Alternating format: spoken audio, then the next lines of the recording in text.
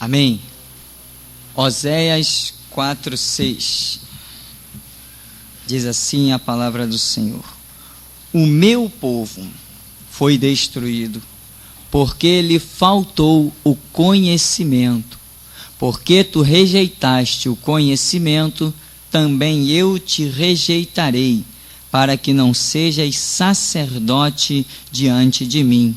Visto que te esqueceste da lei do teu Deus, também eu me esquecerei de teus filhos. Amém. Amados, palavra do Senhor dirigida pelo profeta Oséias, não a uma pessoa, mas a uma nação. A palavra aqui não foi dirigida a um rei, não foi dirigida a um único homem, não foi dirigida a um grupinho, não, uma palavra dirigida a uma nação. Israel, que o próprio nome Israel tem o significado, segundo as raízes do verbo hebraico, e ele será príncipe de Deus. Não é exatamente esse o projeto de Deus? Que Israel seja seu príncipe? E Deus não vai cumprir isso no milênio? Israel não será príncipe de Deus? Só que hoje estamos vivendo uma lacuna do tempo da graça, que na verdade foi a investida de Deus para alcançar a humanidade em virtude de Israel ter caído, Israel ter vacilado, Israel ter não guardado o conhecimento de Deus, não ter zelado pela pérola preciosa da palavra de Deus. E esta falta de conhecimento que Israel se deixou acometer, o destruiu.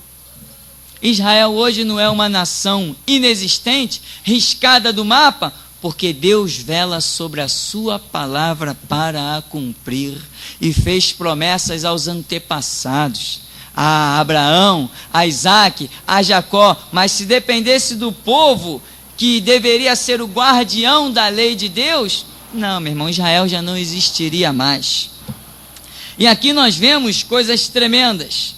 Visto que te esqueceste da lei do teu Deus, também eu me esquecerei de teus filhos. Quer dizer, a geração, os descendentes. Meu irmão, a falta de conhecimento destrói. Em muitos sentidos, mas principalmente no que tange ao conhecimento espiritual. Se você não tiver conhecimento das coisas espirituais, logo, logo você está nas atitudes mais horrendas, mais profanas, mais sem sentido que um ser humano pode estar. Você estará vivendo situações da maior humilhação a que um ser humano possa descer. Você precisa ter conhecimento. É o conhecimento que nos enobrece. Estamos falando de coisas espirituais em primeira mão. O conhecimento das coisas espirituais nos mantém de pé. Por isso, lá o Salmo 119:11 diz: escondi no meu coração o quê? As tuas palavras. É assim que nós temos que viver. E Jesus diz em João 15:7, né? Se vós estiverdes em mim, as minhas palavras estiverem em vós. O que quer dizer a palavra? É conhecimento. Meu irmão, se você não tiver conhecimento de Deus, você será um ninguém logo, logo. Conhecer Deus não é estar na igreja, sentar num banco de igreja, não é isso que é conhecer Deus. Conhecer Deus é pôr a vida à prova, segundo a revelação da Escritura, que você tem como culto racional, como Paulo descreve em Romanos 12. O vosso culto é racional, ou seja, entendimento pleno, entendimento completo. Eu não tenho dúvida do Deus que eu professo, eu não tenho dúvida da palavra que eu proclamo, eu não tenho dúvida do evangelho da salvação, das boas notícias. Eu tenho conhecimento da causa que eu defendo e na qual eu posso empenhar minha vida, como Jesus disse: aquele que perder a sua vida por amor de mim, vai achar. A causa é real, a causa é verdadeira, a causa não deixa dúvida do que ela é na revelação que ela nos traz. E aqui O meu povo. Deus não está dizendo que o mundo, Deus não está falando de um povo qualquer, Deus está falando do seu próprio povo. O meu povo foi destruído. E algumas versões, meu irmão, mais atualizadas, elas dizem assim: o meu povo está sendo destruído, porque lhe falta conhecimento. É o retrato, essas versões também são plenamente aceitas, porque é o retrato da realidade das igrejas nos dias de hoje. Fala-se de tudo, menos de conhecimento de Deus. Chega perto de crentes com 10, 20, 30 anos de igreja. Sabia que Deus é onisciente? O quê? O camarada nem sabe, nunca ouviu falar a palavra onisciente. Depois de 30 anos de igreja. Sabia que Deus é onipotente? É mesmo? O que é isso?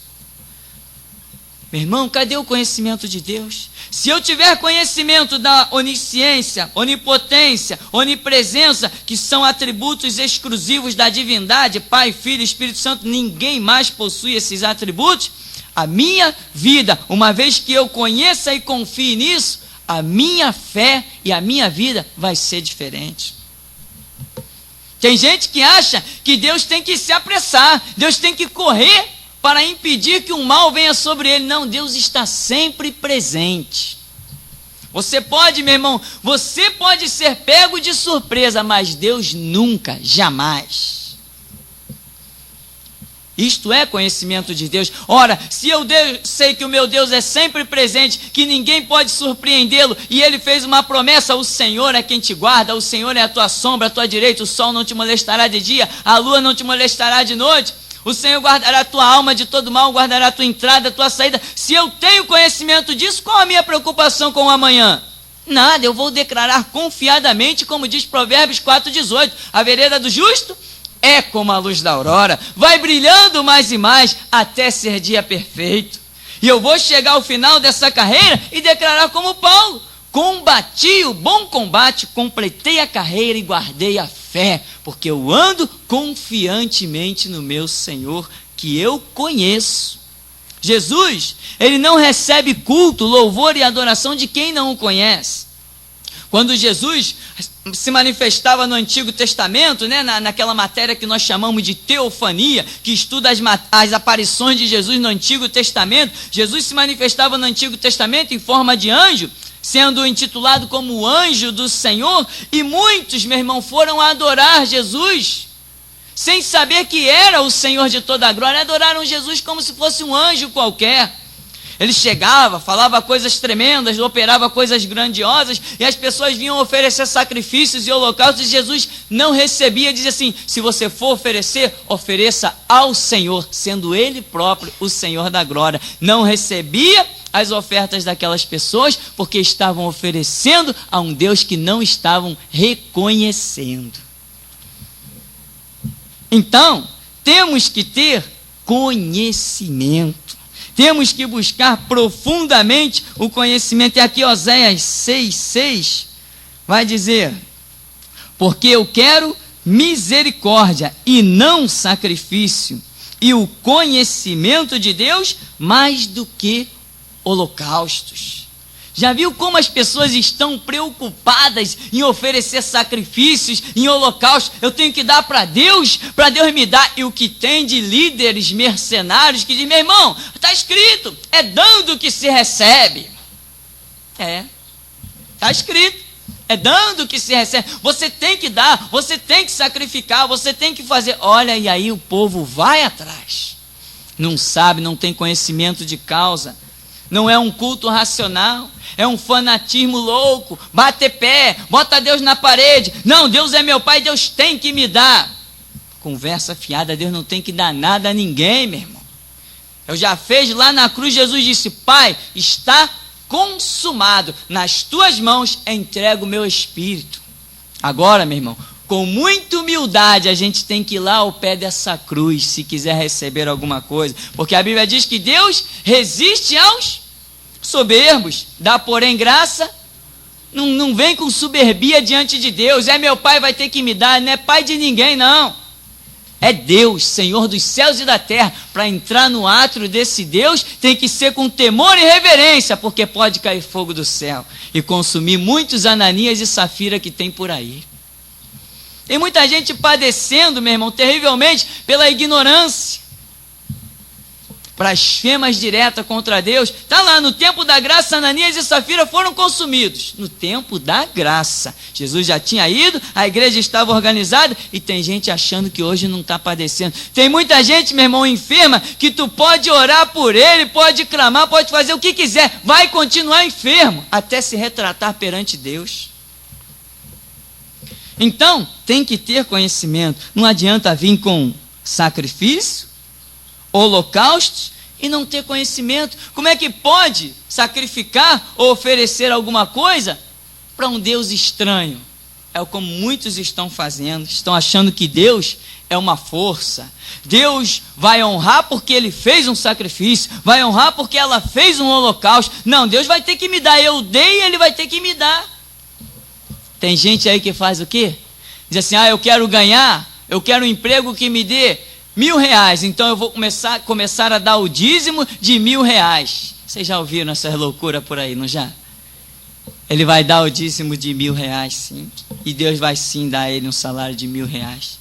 Vai dar um salário pior para ele aprender a ser humilde. Deixar a soberbia de lado. Lembra daquela parábola que Jesus contou? Um homem subiu, Senhor, graças te dou que não sou como este pecador. Dou o dízimo de tudo quanto tenho. Jejuo, oro não sei quantas vezes por dia. Senhor, obrigado que eu não sou como esse pecador. Aí está lá o pecador que nem ousou levantar os olhos para o alto, mas disse, Senhor, tem misericórdia de mim. Aí Jesus diz assim, quem desceu justificado? Irmão, conhecimento de Deus é tremendo. Conhecimento de Deus é maravilhoso. Você anda tranquilo quando conhece Deus. Você anda de cabeça fria, cabeça fresca. Você anda, sabe como as pessoas estão questionando. E vem um terremoto, vem um maremoto, e vem uma onda no oceano, e vem um furacão. Você não está nem aí, porque você sabe que o Senhor é quem te guarda. O Senhor é a tua sombra à tua direita. Você sabe que 1.000 cairão ao teu lado, 10.000 à tua direita e tu não serás atingido. É conhecimento de Deus, não é autossugestão, não. É testificação do Espírito Santo com o nosso espírito que somos filhos de Deus. E sobre um filho de Deus não vem mal se o próprio Deus não quiser que venha. Lembra de Jó? Viste tu, meu servo Jó? Falou o Senhor Deus para o diabo. Não sei o que, e o diabo começa a argumentar e quer tocar na vida de Jó, e só tocava naquilo que Deus permitia. O que é isso? É um retrato das nossas vidas. Não vem mal nenhum sobre as nossas vidas que Deus não esteja no controle dele. Pode ser uma fornalha para Sadraque, Mesaque e Abednego, uma cova para Daniel, pode ser um vale de Davi para encarar Golias, mas Deus está nele, como ele mesmo diz, né? O Senhor é meu pastor, nada me faltará, deitar-me fazem verdes pastos, guia-me mansamente às águas tranquilas. E diz, ainda que eu andasse pelo vale da sombra da morte, não temeria mal algum, porque tu estás comigo. Meu irmão, Deus está contigo. Você tem conhecimento dele? Você tem conhecimento disso? Quando o leão abrir a boca e vir na tua direção, o que você vai fazer? Vai se desesperar? Quem se desespera não tem esperança. Quem não tem esperança não conhece Deus. Mas a minha situação é muito terrível. Meu irmão, situações terríveis, todos os servos de Deus sempre passaram na face da terra. Por isso que Jesus diz assim, aquele que quer vir após mim, negue-se a si mesmo, tome a sua cruz e siga-me. Só faz isso quem tem conhecimento de Deus profundo. Lá em Mateus 22, a partir do versículo 24 até o 30, tem uma narrativa interessante. Quando Jesus é arguído, né? Sempre vinha alguém pensando que era esperto para arguir Jesus. Queriam pegar Jesus o tempo todo em alguma palavra que pudessem lançar-lhe em rosto e quem sabe o apedrejar, o descredibilizar perante o povo. Era tentativa terrível dos judeus em todo o tempo. E aqui nesse episódio, Mateus 22, a partir do versículo 24, diz: Mestre, Moisés disse, se morrer alguém não tendo filhos, casará o seu irmão com a mulher dele e suscitará descendência a seu irmão. Ora, houve entre nós 7 irmãos. O primeiro, tendo casado, morreu e não tendo descendência, deixou sua mulher a seu irmão. Da mesma sorte, o segundo, o terceiro, até o 7º. Por fim, depois de todos, morreu também a mulher. Portanto, na ressurreição, de qual dos 7 será a mulher, visto que todas a possuíram? Jesus, porém, respondendo, disse-lhes: Errais, não conhecendo as Escrituras, nem o poder de Deus, porque na ressurreição nem casam, nem são dados em casamento, mas serão como os anjos no céu. Há uma passagem, meu irmão, lá em Gênesis, que as pessoas entendem completamente distorcido, que diz que os filhos de Deus se relacionaram com as filhas dos homens. E aí as pessoas dizem que os anjos se relacionaram com os seres humanos e nasceram gigantes. Que absurdo! Se conhecessem a Escritura, não estariam falando esta besteira. E quem fala isso, meu irmão, não é membro de igreja, não, pessoa nova, não. São os grandes teólogos, os grandes PhD, os grandes doutores em divindade. São eles, os sábios da terra, que se tornam loucos, que falam essas besteiras. Você precisa, meu irmão, conhecer de Deus para dar aula para eles, para os doutores, para os PhD, os DHD, os doutores em divindade. Eles precisam, meu irmão, que você lhes esclareça a verdade. Eles não sabem de nada. Eles pensam que entrar num escritório e escrever livros resume o Evangelho. O Evangelho não é isso. O Evangelho é poder de Deus para a salvação de todo aquele que crê. Então Jesus diz: errais, não conhecendo as Escrituras, nem o poder de Deus. E lá em João 5,39, quando Jesus está explicando a sua missão, Jesus está explicando o porquê dele ter vindo. Ali naquele capítulo de João 5, o tema é justamente Jesus explicando a sua missão.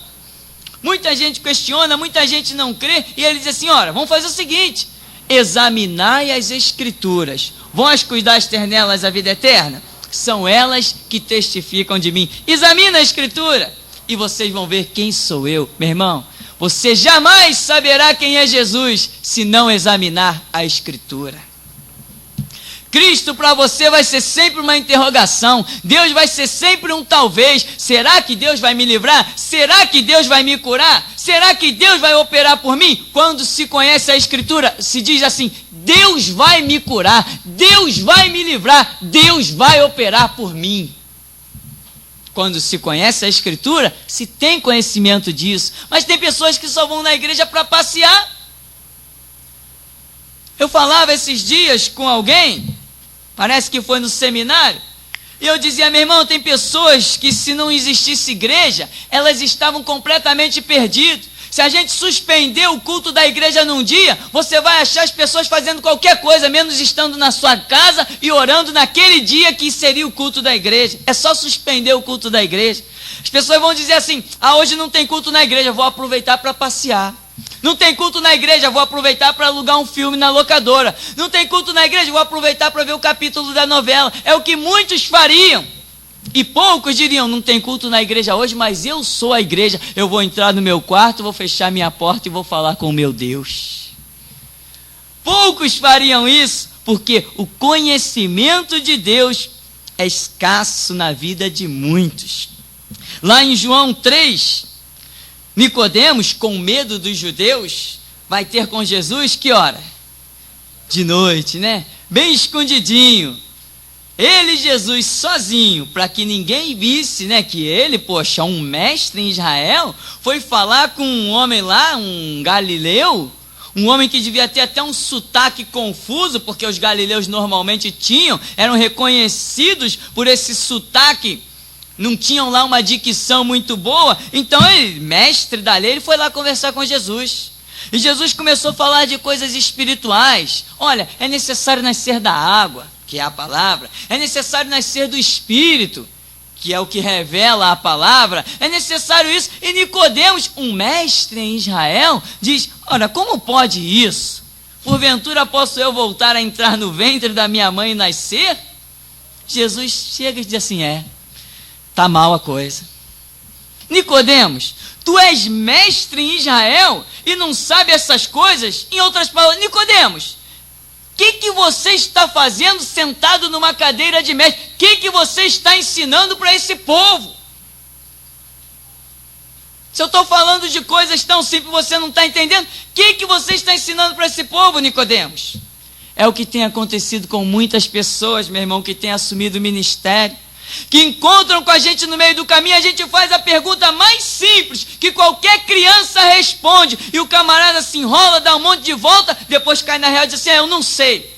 E a gente para e pensa: o que esta pessoa está fazendo atrás de um púlpito? O que esta pessoa está fazendo sentada numa cadeira, ensinando para um povo o quê? Exatamente como Nicodemos.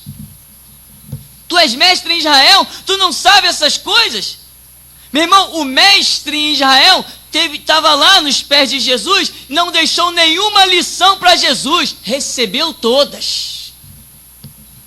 Olha, vou te dizer uma coisa, Nicodemos, lembra de Moisés lá? Pelo menos isso, né? Lembra.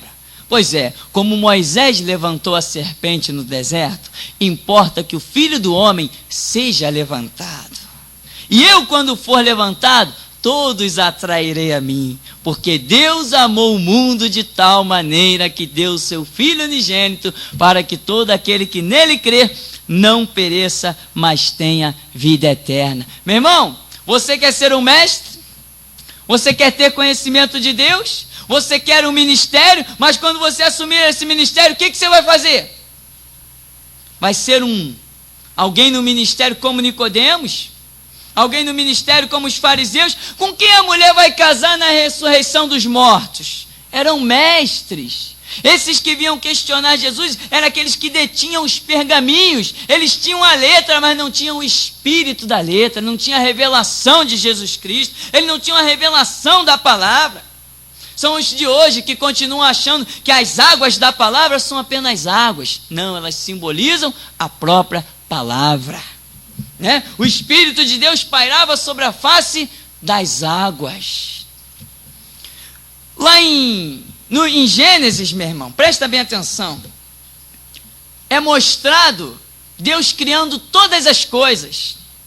Deus criou o homem, animais, fez separação de terra, fez separação, um monte de coisa. A Bíblia diz, que no princípio criou Deus os céus e a terra. Em que momento mostra Deus criando a água?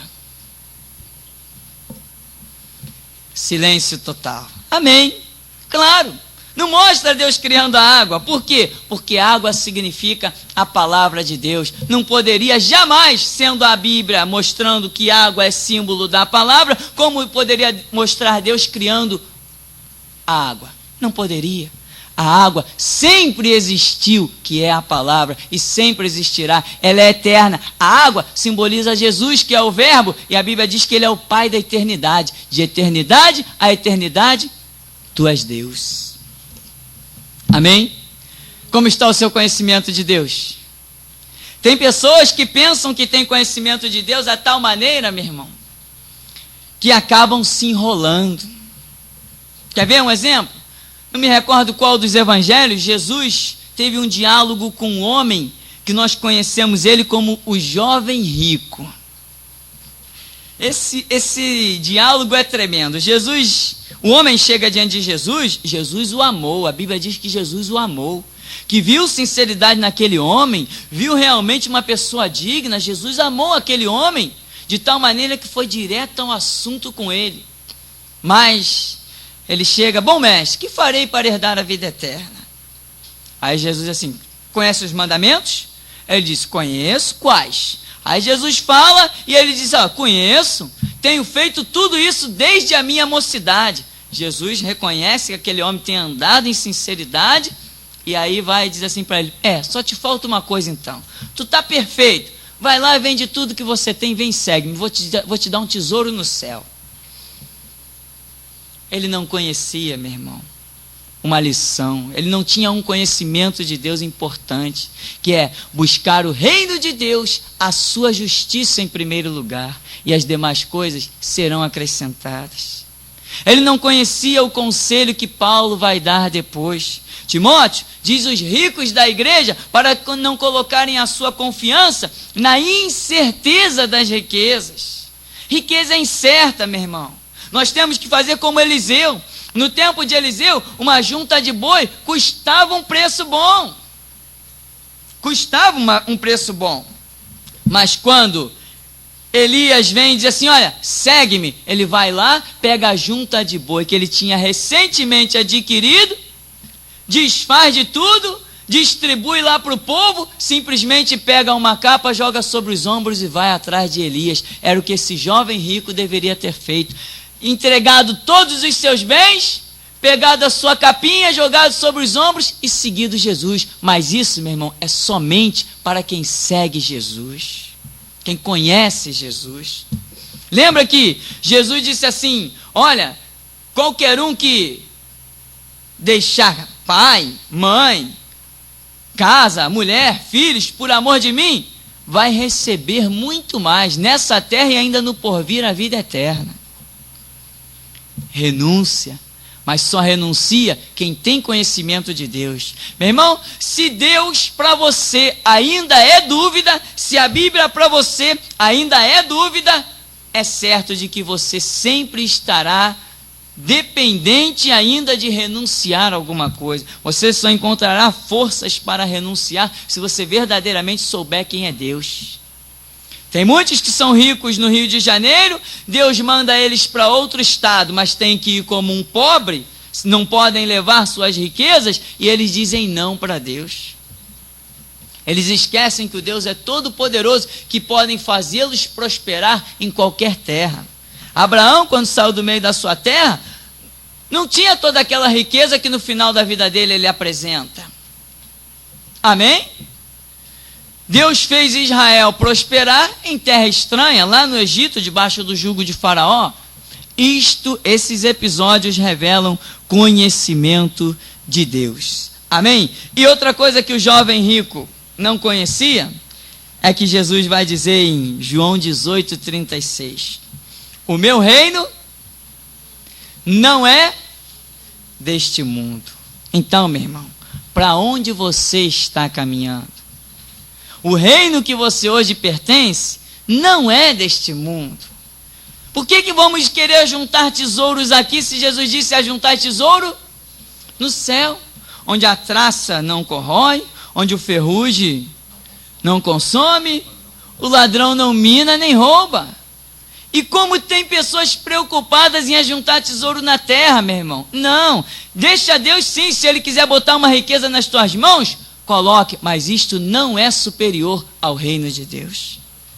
A visão correta é essa, de que o reino de Jesus não é deste mundo, e nós temos que buscar primeiro o reino de Deus e a sua justiça. E para encerrarmos, na 1:7 diz que o Senhor é bom, é uma fortaleza no dia da angústia, e conhece os que nele confiam, não os que confiam nas suas riquezas, não os que confiam na sua conta bancária. Estou muito bem com Deus, a hora que eu quiser eu puxo um talão de cheque e assino. Estou muito bem, oh Deus maravilhoso, né? José estava muito bem com Deus quando estava no meio da sua família, mas depois que foi vendido como escravo, ele continuou bem com Deus.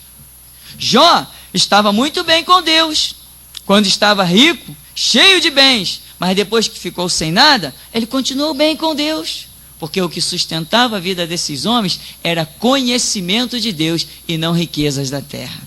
Amém? Senhor nos abençoe nesta noite, em nome de Jesus.